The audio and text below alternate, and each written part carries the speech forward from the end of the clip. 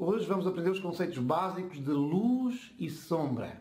Há muitos tutoriais na internet que abordam este conceito com preto e branco, com carvão. Para mim, é inconcebível olhar para o conceito da luz e sombra sem incorporar a cor. O preto e branco não existe. É uma simplificação da realidade. Nós só conseguiremos entender a luz e a sombra se incorporarmos a cor. É isso que vamos fazer neste tutorial. Não perca!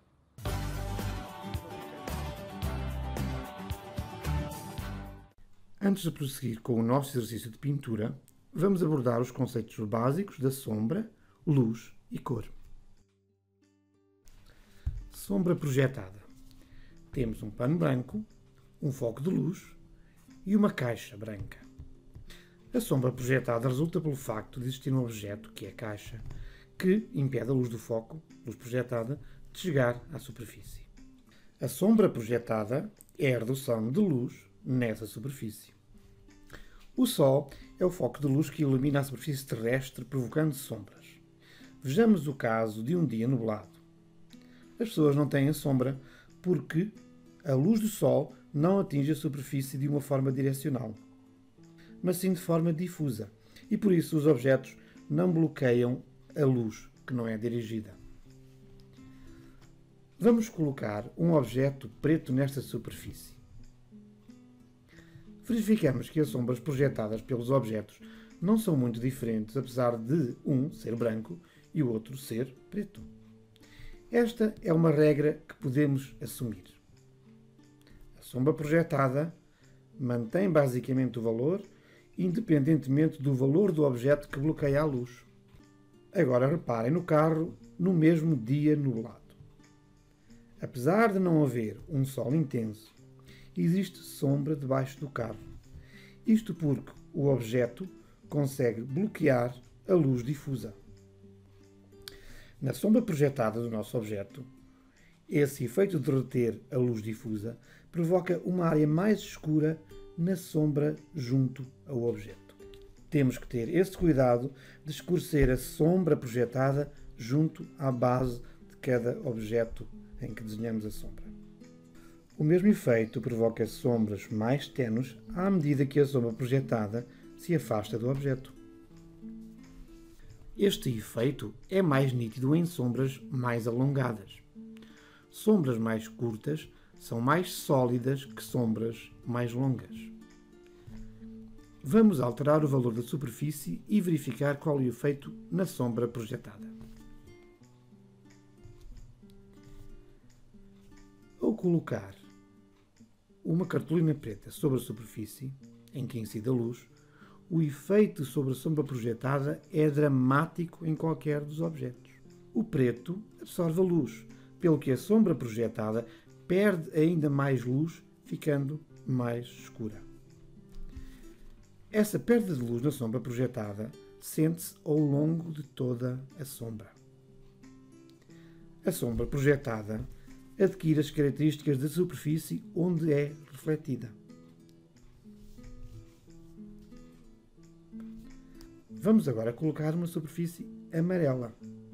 A sombra projetada também se transforma e incorpora essa cor.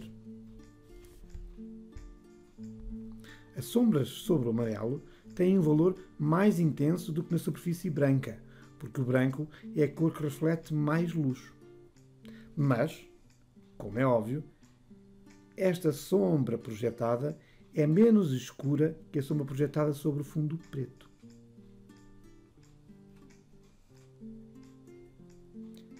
Cada cor da superfície modifica a sombra projetada, incorporando o reflexo, ou a falta dele, dessa cor e tonalidade, como podemos agora verificar quando colocamos o vermelho sobre a superfície. A sombra projetada também reflete a cor de outros objetos. Aproximemos a cartolina vermelha e verificamos esse impacto, que é mais nítido quanto mais próximo esse objeto estiver da sombra projetada.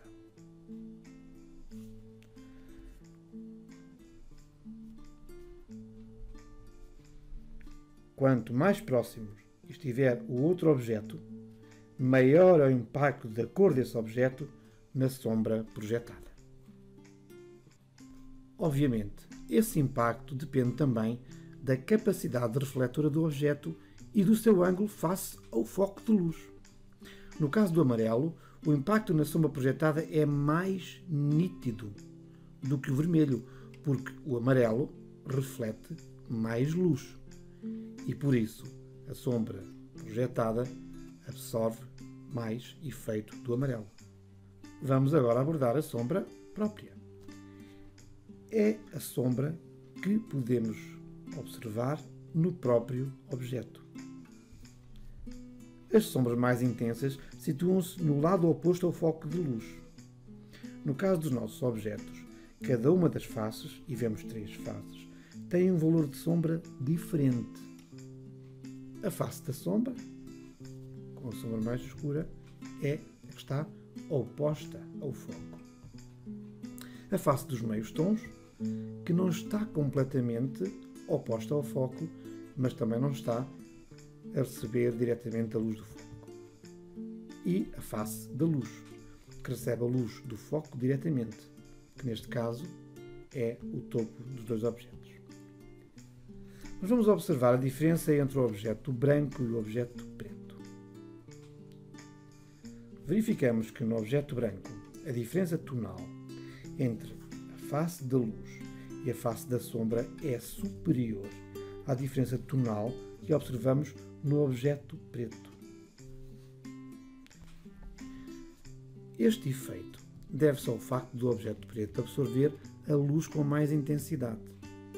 Reflete menos luz e, por isso, as diferenças de luz entre as faces são menos visíveis ao olho humano. Os objetos brancos refletem mais luz e, por isso, as diferenças das sombras entre as 3 faces do objeto são mais acentuadas devido à capacidade de refletir mais luz quando ela está presente. Podemos assim concluir que, no caso da sombra própria, é o objeto que vai determinar as diferenças fundamentais entre a sombra. Tal como acontece na sombra projetada da sombra própria da face oposta ao foco de luz, é mais escura na parte do objeto que está mais próximo da superfície, exatamente pelo mesmo efeito da luz difusa. Notemos que a sombra própria também sofre impacto de objetos próximos. Vemos agora com a cartolina amarela como uma sombra própria do objeto adquire a cor do elemento que está próximo. Neste caso, podemos ver claramente que a luz refletida pela cartolina é bem visível no objeto branco que reflete essa luz e quase não existe no objeto preto, porque o preto, tal como sabemos, absorve a luz e por isso reflete menos, ou até quase nada, a cor amarela que lhe estamos a apresentar. Vamos agora apresentar as conclusões retiradas sobre a sombra projetada e a sombra própria. A sombra projetada depende da superfície onde se projeta a luz. A sombra própria depende do objeto. A luz difusa impacta os 2 tipos de sombras da mesma forma. A luz refletida por objetos circundantes tem impacto semelhante também nos 2 tipos de sombras. O exercício não fica completo se não olharmos para uma esfera. A esfera não tem planos, mas os princípios base aplicam-se da mesma forma, apenas com algumas nuances. Vejamos.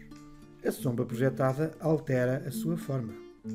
Agora é arredondada, mas como vimos, a sombra projetada depende mais da superfície, pelo que, para além da forma, tratamos esta sombra do mesmo modo que tratamos a sombra de uma caixa que não é redonda. Vamos ver a sombra própria.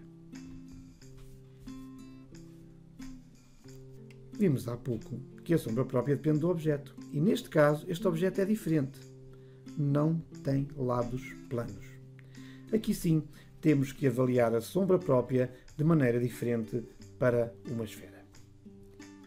Existe uma face de luz virada para o foco e uma face de sombra, a oposta.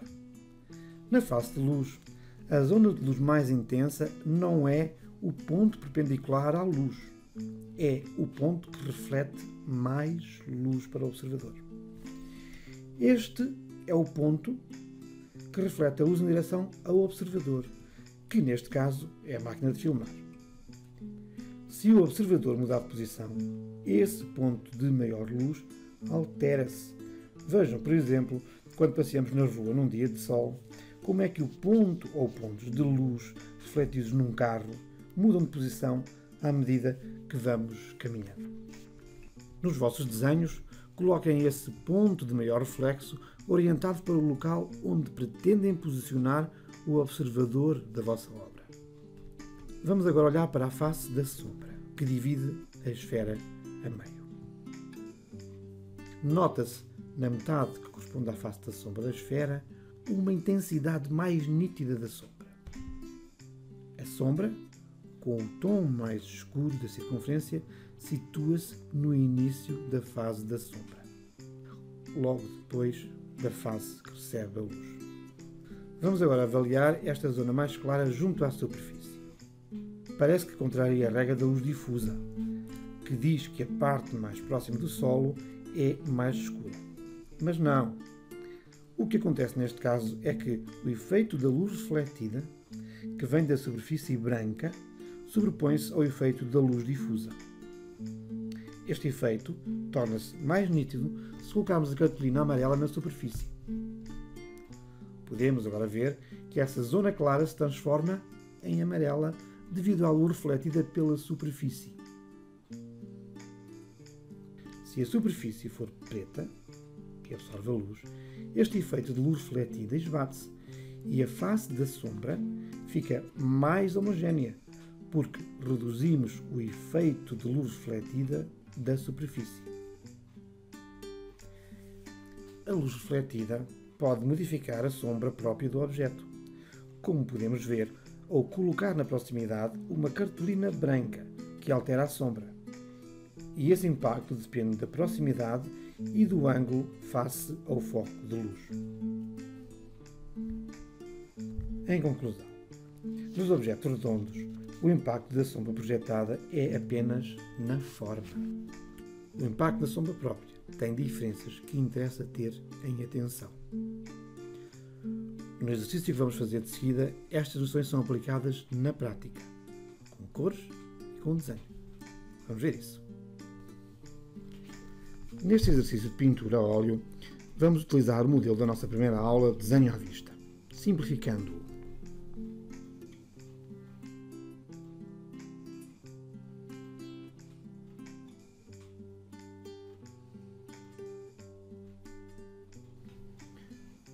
Não me vou preocupar muito com o desenho em si.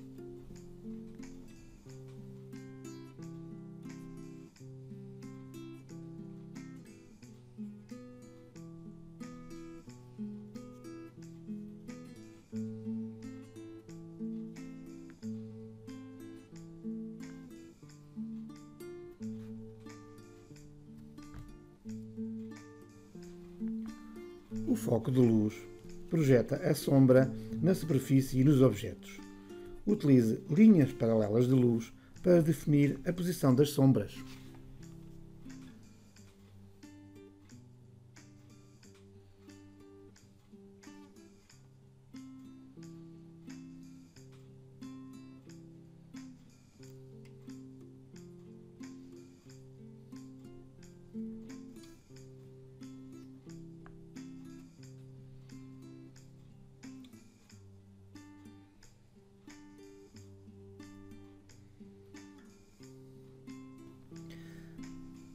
Vamos utilizar uma paleta com cores primárias, amarelo, vermelho e azul, mais o branco e o preto. No meu caso, utilizo o castanho Van Dyke em vez de preto.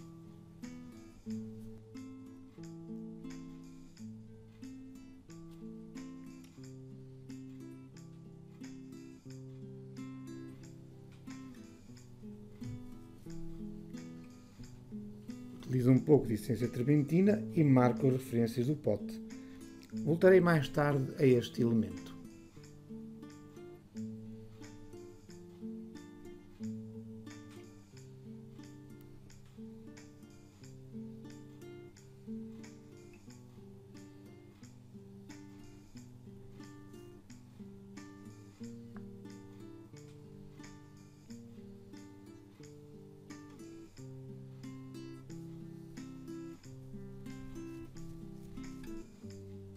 existe apenas alguma preocupação em marcar as zonas de sombra oposta à luz.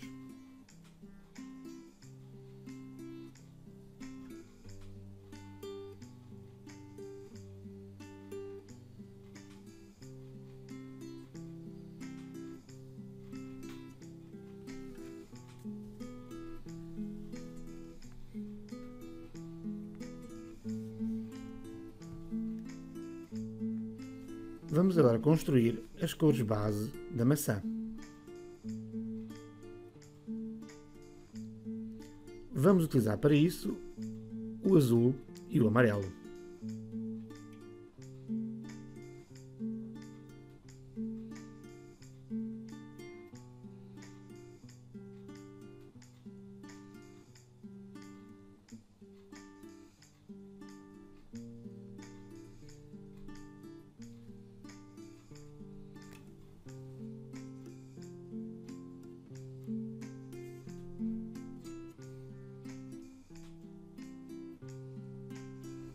Procuro encontrar uma cor que possa representar o valor médio da minha maçã.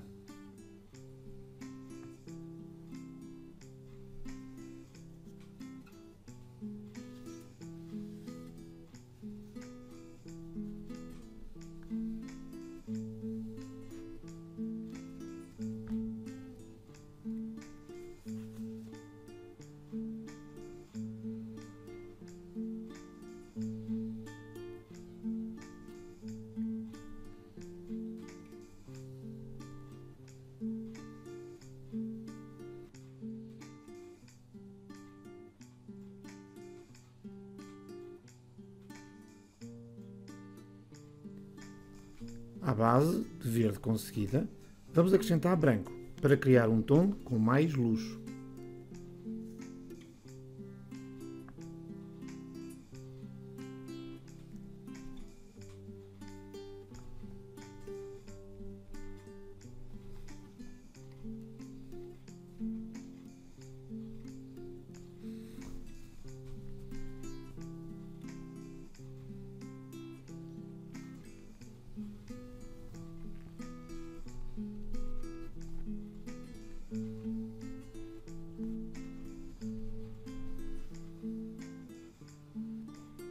Tenho um tom intermédio e um tom de luz.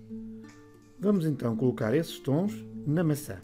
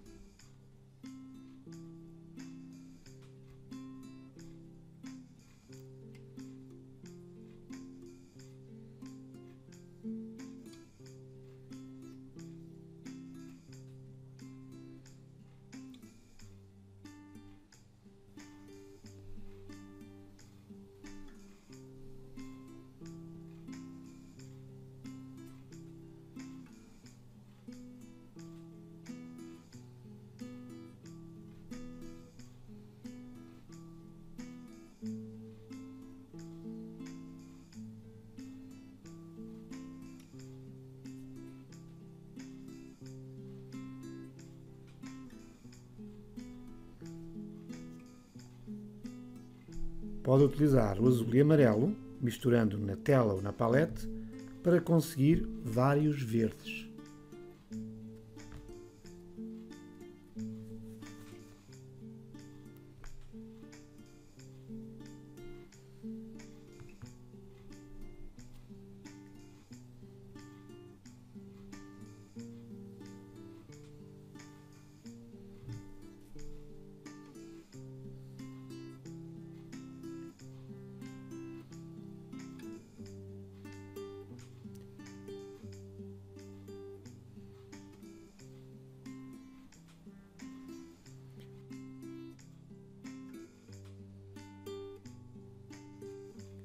Para entender como criamos sombra ou retiramos luz, vamos construir a famosa roda com o espectro das cores.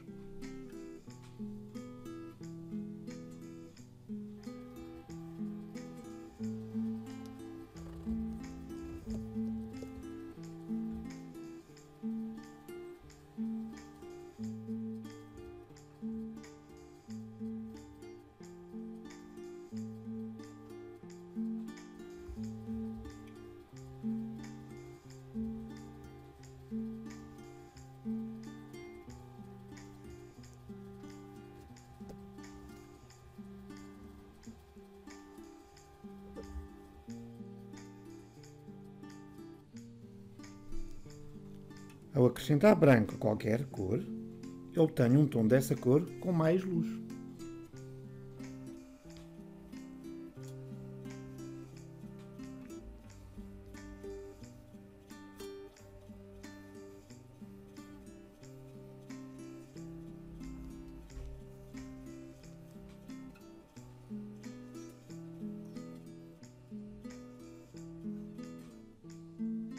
Recomendo que construa uma tabela como esta, acrescentando o branco às vossas cores, para verem como essa cor reage à colocação do branco para adquirir luz. Para dar mais luz a uma cor, acrescentamos branco. Então, por que é que não colocamos, pura e simplesmente, o preto para retirar luz a essa cor? É simples, mas não fica natural, porque não consegues controlar o efeito, uma vez que o corte de luz que o preto provoca é muito intenso e, em muitos casos, resulta uma cor que não pretendes.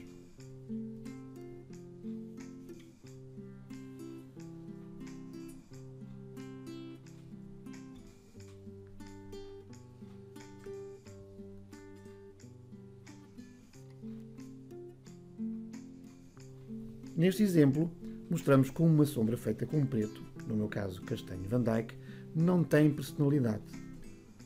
E não tem personalidade porque absorve mais cor do que aquilo que é necessário.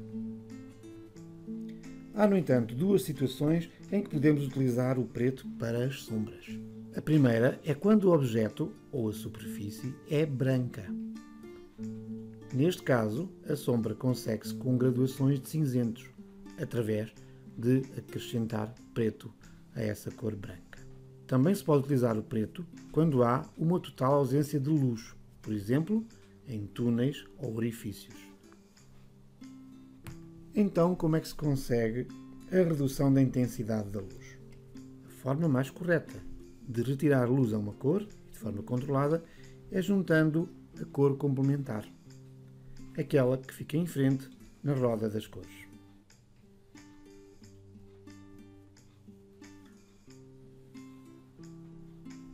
A utilização da cor complementar para gerar sombra é utilizado tanto na sombra projetada, quer na sombra própria dos objetos.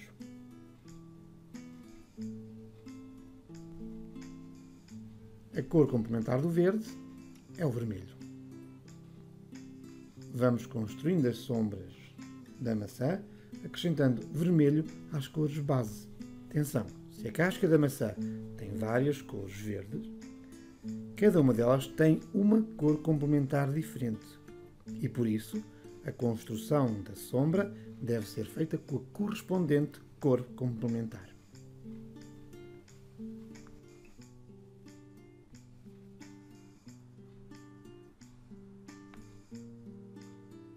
Estamos a construir a sombra projetada na maçã. Essa sombra tem que refletir as cores que existem na superfície da própria maçã.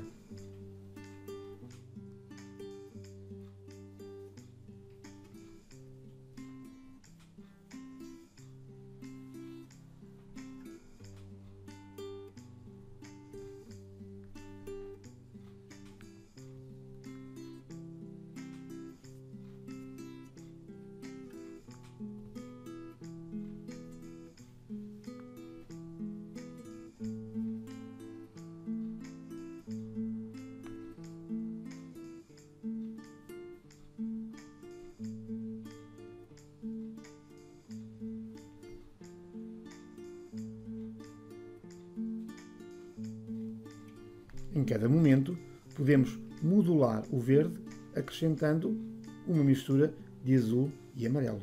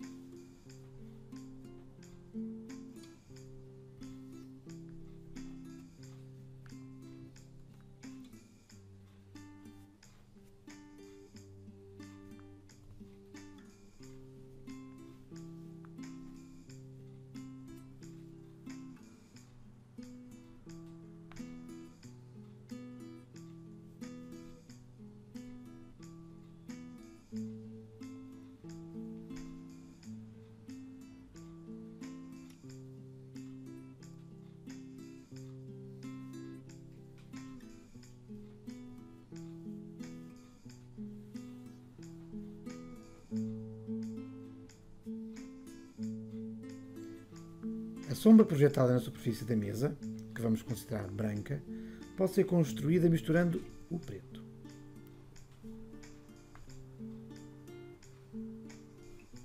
Como sabem, o preto pode ser conseguido misturando todas as cores primárias.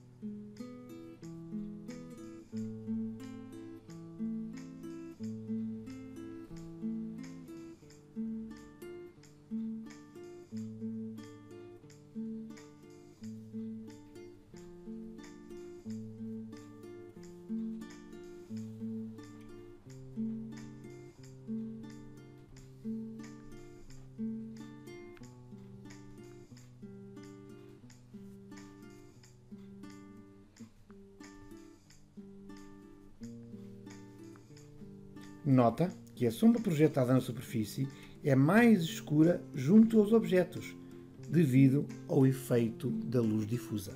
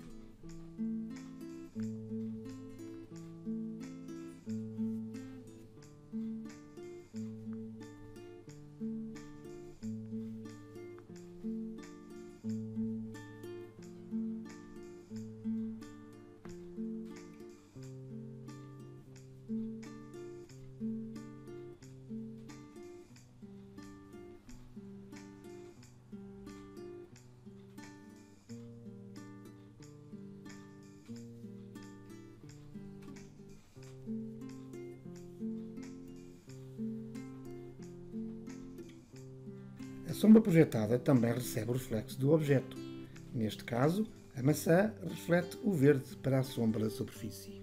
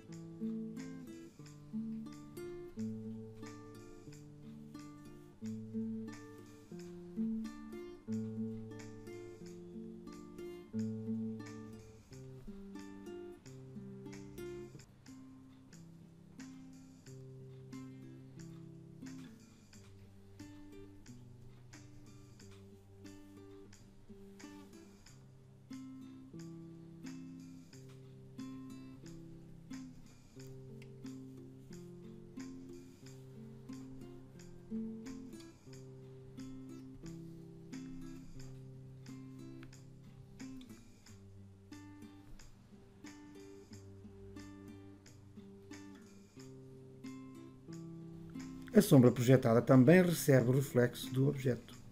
Neste caso, a maçã reflete o verde para a sombra da superfície.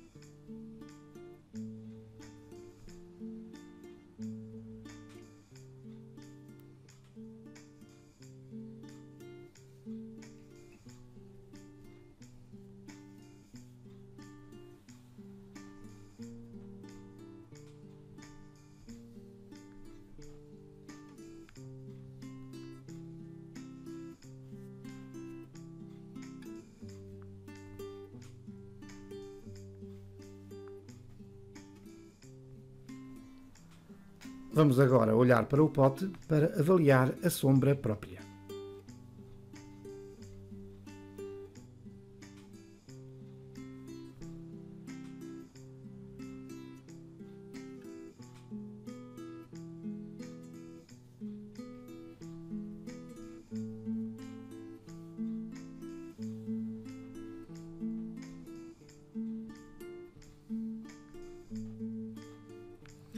Obviamente, a zona mais escura está no lado oposto ao foco de luz.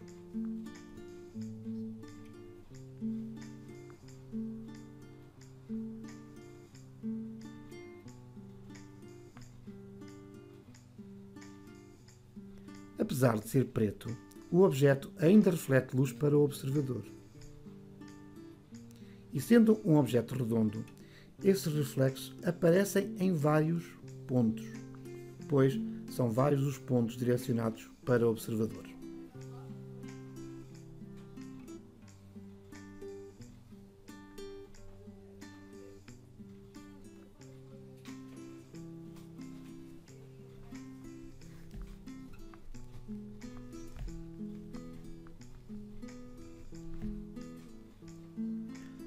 Observem que a zona da boca do pote é muito escura.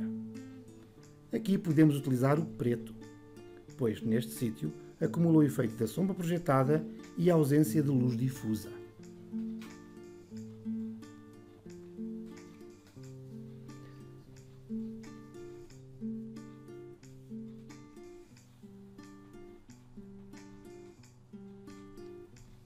Observem também, na parte superior, perto do gargalo, a zona de luz refletida que o próprio objeto projeta sobre si. Esta projeção de luz acontece devido à forma arredondada deste pote.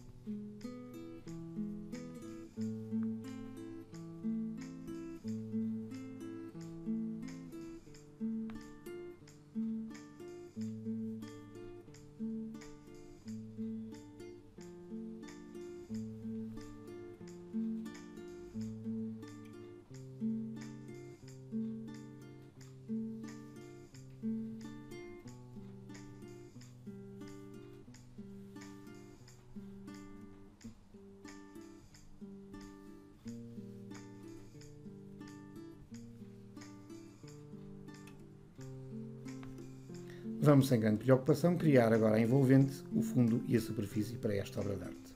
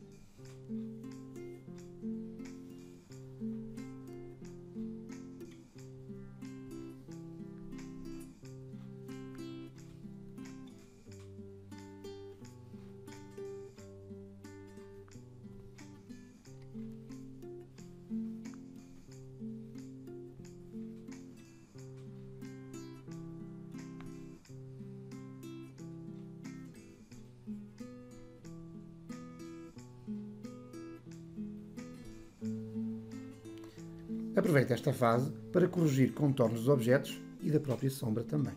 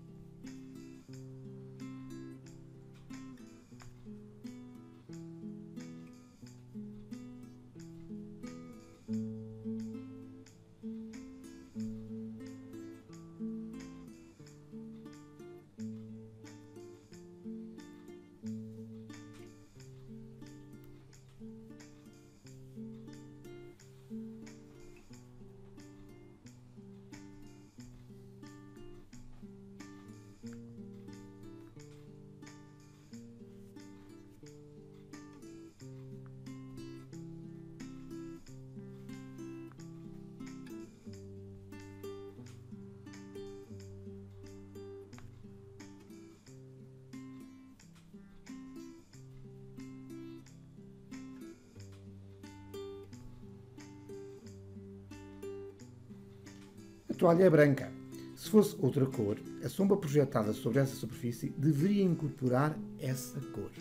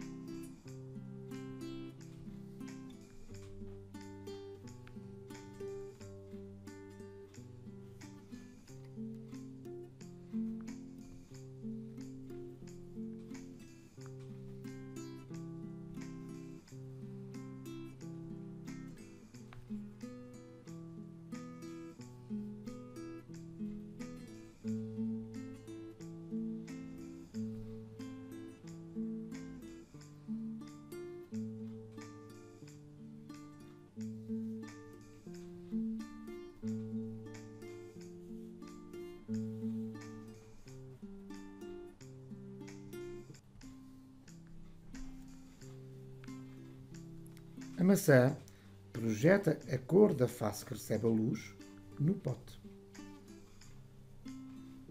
Mas o pote não reflete a cor preta da maçã, pois a zona iluminada é oposta à maçã.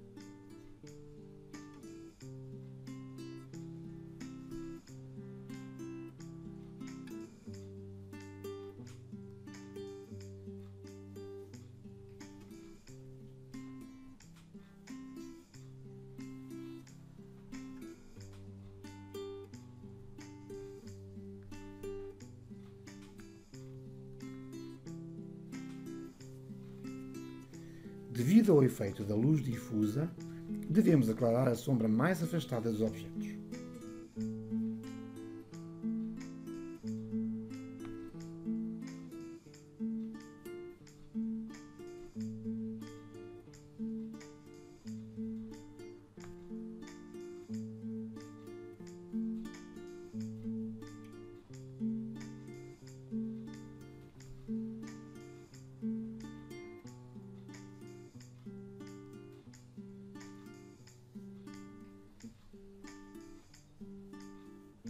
Entender os conceitos de luz, sombra e, claro, cor facilita a observação e permite criar sombras com vida. Bons trabalhos!